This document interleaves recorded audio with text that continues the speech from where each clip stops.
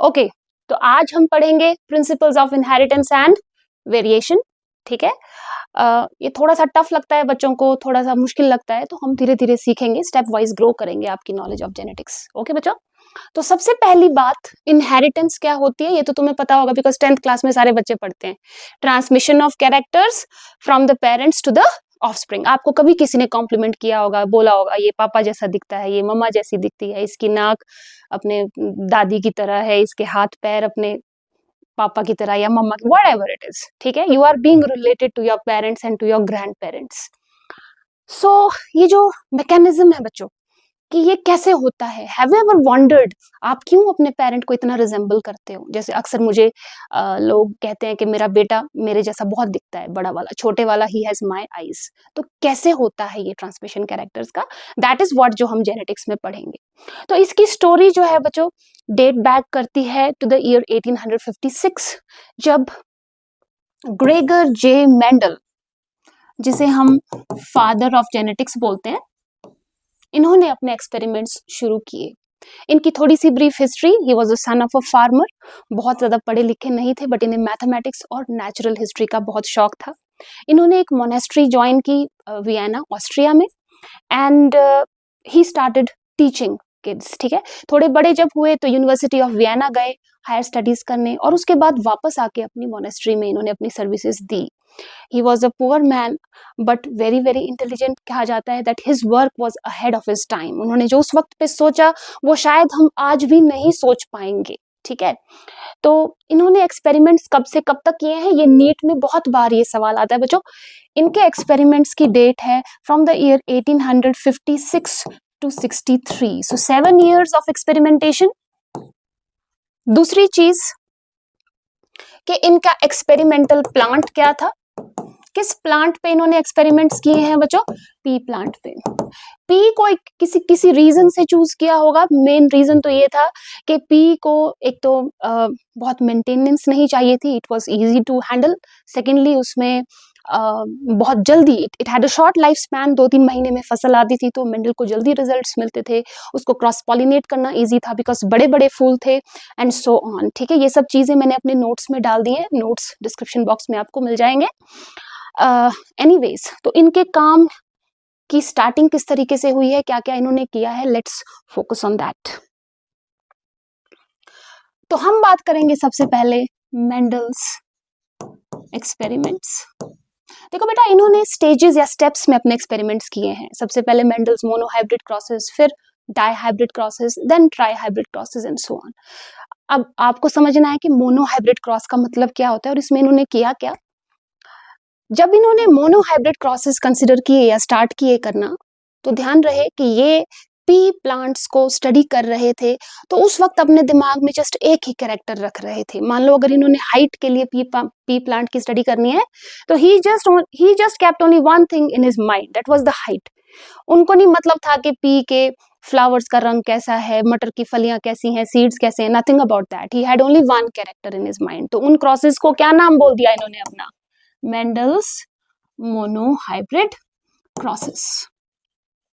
दूसरी चीज जो मैं बताना भूल गई आप लोगों को इससे पहले, कि how many P varieties did he choose, because ये नीट में काफी बार पूछा जाता है। सो हम कहते हैं that he chose 14 true breeding varieties. अब आप लोगों के लिए बच्चों ट्रू ब्रीडिंग एक नया टर्म आ जाता है यहाँ पे। मैम क्या बोल रहे हैं? 14 ट्रू ब्रीडिंग वेराइटीज का मतलब क्या है? ट्रू ब्रीडिंग को समझो, पहली बात क्या होता है। ट्रू ब्रीडिंग ऐसा ऑर्गेनिज्म है जिसके बच्चे हमेशा उसी के जैसे होंगे। मतलब जितनी बार आप उसको मतलब वो करोगे, सेल्फ पॉलिनेट करोगे उस प्लांट को। मान लो सपोज टॉल पी प्लांट है, उसके बच्चे टॉल, उसके बच्चों के बच्चे टॉल, उनके बच्चों के बच्चे tall. That means for several generations जब तक आप सेल्फ पॉलिनेट करते रहो, it will continue to repeat that same trait जो पेरेंट में था। समझ रहे हो? वो हो गया ट्रू ब्रीडिंग। ओके, तो इन्होंने 14 ट्रू ब्रीडिंग वेराइटीज चूज की। फिर कितने कैरेक्टर्स स्टडी किए, ये भी आपको ध्यान में होना चाहिए कि मेंडल ने जब पी प्लांट्स को स्टडी किया है तो how many characters did he keep in mind? तो मेरे बच्चों 7 कैरेक्टर्स इन माइंड। कितने? 7। ठीक है, अब पहले हम देखते हैं कि ये 7 कैरेक्टर्स कौन से थे। और इन 7 कैरेक्टर्स में उन्होंने क्या क्या चूज किया? So the characters studied were height of the plant, flower color, flower position, pod color, pod shape,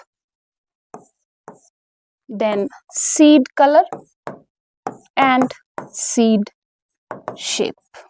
ठीक है, ये 7 कैरेक्टर्स मेंडल ने चूज किए थे अपनी स्टडीज को कंडक्ट करने के लिए। सबसे पहला क्रॉस जो उन्होंने बनाया किया that was related to height. तो दैट मीन सबसे पहला कैरेक्टर जो मेंडल ने स्टडी किया ना बच्चों पी प्लांट्स में, वो था हाइट का कैरेक्टर। ठीक है, चलो अब देखते हैं कि उन्होंने किया क्या है। पहले उनकी टेक्निक को समझते हैं, वो करते क्या थे। सो लेट अस से सपोज मेंडल ने 2 पेरेंट्स चूज किए। Let's say one was tall, one was tall and the other was dwarf. Okay, एक प्लांट टॉल ले लिया, एक प्लांट ड्वार्फ, वो दिख रहा था उनको। ठीक है, दूसरी चीज जो तुम्हें समझनी है कि पी के प्लांट्स जो फ्लावर्स होते हैं वो बाइसेक्सुअल होते हैं। क्या होते हैं? बाइसेक्सुअल। तो अब ये देखो चीज क्या है कि प्लांट बाइसेक्सुअल है तो नेचुरली उसमें टेंडेंसी होती है कुछ हद तक सेल्फ पॉलिनेट होने की। मेंडल नहीं चाहते थे कि सेल्फ पॉलिनेट करना, वो क्रॉस करके देखना चाह रहे थे कि प्रोजेनी कैसी बनती है। तो उन्होंने इन दोनों प्लांट्स में से एक को चूज किया मेल, दूसरे को बनाया फीमेल। अब हाउ? जिसको फीमेल बनाना था, लेट्स से अगर इसको उन्होंने कंसिडर किया एज फीमेल, तो वो इसके फूल इमैस्कुलेट कर देता था व्हेन दे वर यंग। मतलब जब फूल कंप्लीटली डेवलप नहीं हुआ है तो उसमें से क्या रिमूव कर देता था वो? एंथर्स। एंथर्स हटा देता था, बन गया फूल फीमेल। ठीक है, उसके बाद फिर क्या करता था? जो ये वाला प्लांट जिसको उसने एज अ मेल चूज किया, इसके पॉलन ग्रेन्स कलेक्ट किए, इसके फूलों पे झाड़ दिए, डस्टिंग कर दी, हो गई cross pollination. This was the first step. याद रहे वो पहले ही स्टेप में क्रॉसिंग करता था, उसके बाद फिर सेल्फिंग। समझ रहे हो? ठीक है, सेल्फिंग मींस ही allowed the plants to self pollinate. Okay, तो मेंडल ने देखा कि जब उसने ये क्रॉस किया मेरे बच्चों, तो उसको क्रॉसिंग के बाद इस फूल पे ध्यान रहे बीज लगे होंगे, बिकॉज फर्टिलाइजेशन हुई होगी पॉलिनेशन के बाद, और इस पे क्या लगे होंगे? बीज। मान लो इस प्लांट पे 10 बीज लगे, ज्यादा लगे होंगे बट हम सिंप्लिसिटी के लिए सोचते हैं कि कितने बीज लगे? 10। उसने वो 10 बीज निकाले और वो सो कर दिए। ओके, और इन बीजों को बोकर के जो प्लांट्स बने उसको मेंडल ने क्या नाम दिया? F1 generation. What was this called? F1 generation. ठीक है, एंड ही ऑब्जर्व्ड, उन्होंने देखा कि ये सारे के सारे प्लांट्स थे मेरे बच्चों tall. They were all tall. यहां तक कोई परेशानी नहीं आई मेंडल को। ठीक है, देखा कि भाई ओके सारे टॉल आ रहे हैं, ओके चलता है। इसके बाद व्हाट ही डिड वाज, उन्होंने इन सभी प्लांट्स को, हर एक प्लांट को सेल्फ पॉलिनेट होने दिया। So what he did? Selfing. इनकी जब सेल्फ पॉलिनेशन हुई तो ध्यान रहे इन पे भी बीज लगे होंगे, है ना? और इन पे बीज लगे, लेट्स से इन पे भी 10 बीज लगे, तो टोटल उसने 100 सीड्स कलेक्ट किए और वो 100 के 100 फिर बोए, एंड सो ऑन। 100 प्लांट्स जब बोए, उस जनरेशन को क्या नाम दे दिया? F2. So in this way he named these generations as F1 first filial generation, F2 second filial generation, F3 third filial generation and so on. ठीक है, तो अब ये जो F2 जनरेशन मिली बेटा मेंडल को, देखो इनके पेरेंट्स तो सभी क्या थे? टॉल। तो एज एक्सपेक्टेड मेंडल के हिसाब से ये सारे भी क्या होने चाहिए थे? Tall. But to his surprise इन 100 में से they were 75 tall and 25 dwarf. This was a stark observation कि 75 टॉल मिल रहे हैं, 25 ड्वार्फ मिल रहे हैं। तो इस पे मेंडल हैरान हुए और उन्होंने कहा कि ये ड्वार्फिज्म का जो कैरेक्टर है ये तो इनमें नहीं है, इसमें है। दैट मीन्स इन प्लांट्स ने अपनी नानी दादी से ये कैरेक्टर लिया है। समझ रहे हो बात? ठीक है, so that means कि जो ये F1 वाले हमें सारे टॉल दिख रहे हैं, इनमें सिर्फ टॉलनेस का ही फैक्टर नहीं है, इनमें कुछ हद तक डॉर्फनेस का भी फैक्टर है जो छुपा हुआ है, जो एक्सप्रेस नहीं हो रहा है। तो इन्हीं ऑब्जर्वेशंस के बेसिस पे मेंडल ने अपनी सबसे पहली बात कही, that was the law of paired factors. In observations के बेसिस पे मेंडल ने अपना पहला लॉ, पहली बात प्रपोज करी, लॉ ऑफ पेयर्ड फैक्टर्स, जो ये कहता है for every character an organism has two factors, one from one parent, one from the other parent. That means ये जो ये टॉल दिख रहे थे, इसमें उसने कहा कि एक हाइट का एक फैक्टर इस पेरेंट से आ रहा है और दूसरा फैक्टर इस पेरेंट से आ रहा है। तो उसने उन फैक्टर्स को इस वाले, इससे जो फैक्टर आया उसको नाम दिया कैपिटल टी, इससे जो फैक्टर आया उसको नाम दिया small t. Okay fine. So ये जो प्लांट्स हैं F1 वाले, ये प्योर टॉल नहीं है, दैट मीन्स इनमें डॉर्फिज्म का भी कैरेक्टर है जो छुपा हुआ है। So they are hybrid tall, they are hybrids.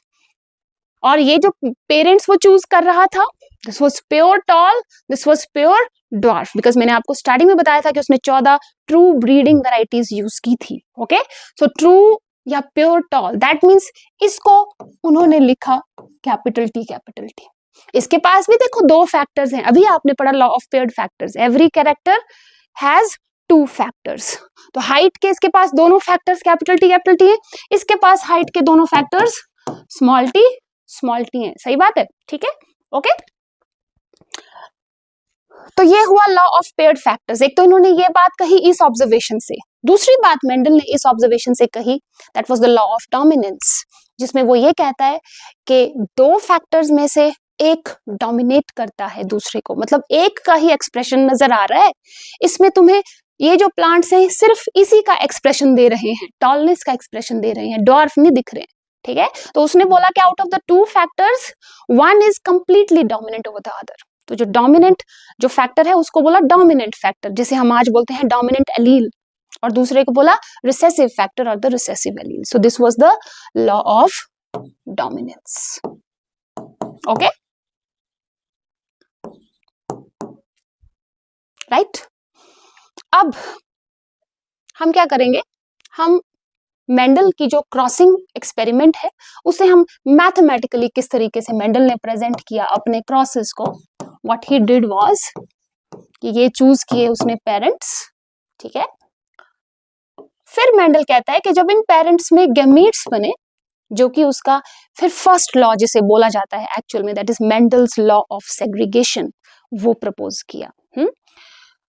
तो पहले मैं आप लोगों को एक क्रॉस बना के दिखा देती हूँ कि जो गैमीट्स बनाएगा जब ये ऑर्गेनिज्म, ये वाला प्लांट, तो ध्यान रहे मेंडल ने बोला कि जब गैमीट फॉर्मेशन होगी तो दोनों फैक्टर्स जो हैं कैरेक्टर के, they will separate so that each gamete will receive only one factor of a character. इससे जो गैमीट्स बनेंगे they will be capital T containing capital T. ध्यान रहे किसी भी गैमीट के पास दोनों फैक्टर्स नहीं जाने वाले हैं, हर गैमीट के पास या तो ये वाला टी जाएगा या फिर ये वाला टी जाएगा। समझ रहे हो बात?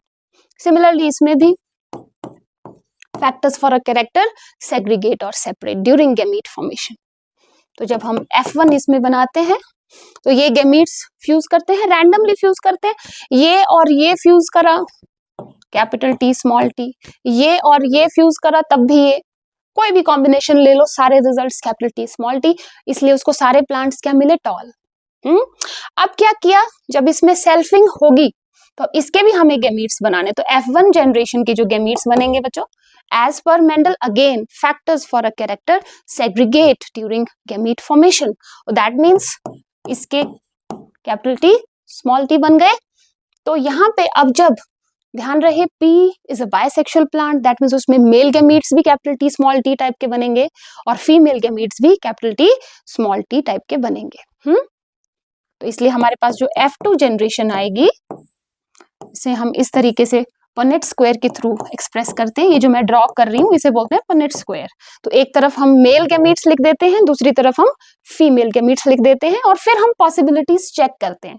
तो देखो अगर ये वाला गैमीट और ये गैमीट फ्यूज करता है, सो दिस इज दिस, ये और ये फ्यूज करता है तो दिस, ये और ये करता है तो दिस, एंड ये और ये तो दिस। आप देख सकते हैं रिजल्ट्स में बच्चों, out of these 4 plants 3 are tall, this is tall, this is also tall because this is dominant over this, tall, and this is dwarf. So you have the ratio 3:1, 3:1, जो कि आपको 100 plants के case में मैंने बताया था 75 tall and 25 dwarf. ये वही रेशो है जो मेंडल को मिला बच्चों, 3:1 का रेशो, और इसे हम कहते हैं Mendel's monohybrid phenotypic ratio. This is Mendel's monohybrid phenotypic ratio. Now what is the phenotype या phenotypic ratio? के ऑब्जर्वेशन में वो प्लांट्स कैसे दिखे, उसको हर 4 प्लांट्स में से 3 टॉल दिख रहे थे, तो जो दिख रहे थे उसको, जो ऑब्जर्वेबल अपीयरेंस होती है ऑर्गेनिज्म की, उसको बोला उसने फिनोटाइप। और ये जो रेशो आया कि 3 टॉल एंड 1 ड्वार्फ, इसको बोला phenotypic ratio. And what about the genotypic ratio? और अब आप बोलोगे मैम जीनोटाइप क्या होता है? जीनोटाइप का मतलब होता है बच्चों किसी भी ऑर्गेनिज्म का जेनेटिक मेकअप, जेनेटिक कॉम्पोजिशन कैसी है। जैसे मैं बोलूं टॉल, वो तो है फिनोटाइप, मैं बोलूं कैपिटल टी तो that is genotype, capital T small T वो भी हो गया जीनोटाइप, समझ गए? तो यहाँ पे जीनोटिपिक रेशो जो है वो आप देख सकते हैं, this is 1 capital T is to, 2 capital T small T is to 1 small T. तो ये 2 चीजें आप मेंडल के इस एक्सपेरिमेंट से निकाल करके लाते हो, एक Mendel's monohybrid phenotypic ratio 3:1 and Mendel's monohybrid genotypic ratio of 1:2:1। और इस क्रॉस के बेसिस पे मेंडल ने 3 बातें कही दुनिया को। पहली बात, लॉ ऑफ पेयर्ड फैक्टर्स बताया, I am just recapitulating, paired factors में बोला for every character there is a pair of factors. दूसरी बात कही लॉ ऑफ डोमिनेंस, 2 फैक्टर्स में से एक डोमिनेट करता है या एक्सप्रेस करता है, दूसरा छुपा हुआ रहता है। तो एक है डोमिनेंट एलील या डोमिनेंट फैक्टर, दूसरा है रिसेसिव एलील, ठीक है। और तीसरी बात जो उसने कही that was his law of segregation, जिसमें वो ये कहता है कि जब कभी भी कोई ऑर्गेनिज्म गैमीट्स बनाता है, उसके गैमीट्स फॉर्मेशन के टाइम पे कभी भी दोनों फैक्टर्स जो एक कैरेक्टर को एक्सप्रेस करेंगे वो एक गैमीट में नहीं जाएंगे। हर गैमीट सिर्फ एक ही कैरेक्टर या एक ही फैक्टर रिसीव करेगा। इस बात को आप बेटर समझ पाएंगे जब मैं आपको हैप्लॉइड और डिप्लॉइड, जिस पे मैंने एक वीडियो ऑलरेडी बनाया है क्रोमोसोम्स के रिगार्डिंग, आप उस वीडियो को देख सकते हैं, लिंक आपको डिस्क्रिप्शन में मिल जाएगा। You need to understand कि gametes haploid होते हैं and they have only 1 copy of each chromosome. That means they can contain only 1 factor out of the 2 factors. Okay, fine. तो gametes के पास सिर्फ एक ही फैक्टर जाना चाहिए, 2 नहीं जाने चाहिए। 2 किसके पास जाएंगे? Diploid organism. जैसे सपोज जब हम बनेंगे तो हमारे पास एक फैक्टर एक पेरेंट से आएगा, एक फैक्टर दूसरे पेरेंट से आएगा, बट गैमीट के पास सिर्फ एक ही फैक्टर जाएगा। तो वही बात मेंडल ने कही। हम ये बात आज समझ पाते हैं because we know about meiosis, we know about chromosomes. Mendel did not know anything. उसका काम, उसने एक्सपेरिमेंट्स इससे बहुत पहले किए हैं बच्चों, ठीक है। His work was much ahead of his time. 1870s 80s में जाकर के डिस्कवर हुए हैं सेल के डिविजन्स, माइटोसिस कैसे होती है, मियोसिस क्या होती है, and then chromosomal theory of inheritance, जो कि हम ऑफ कोर्स इस चैप्टर में आगे पढ़ेंगे। So that's all about Mendel's first law. Hope it helps.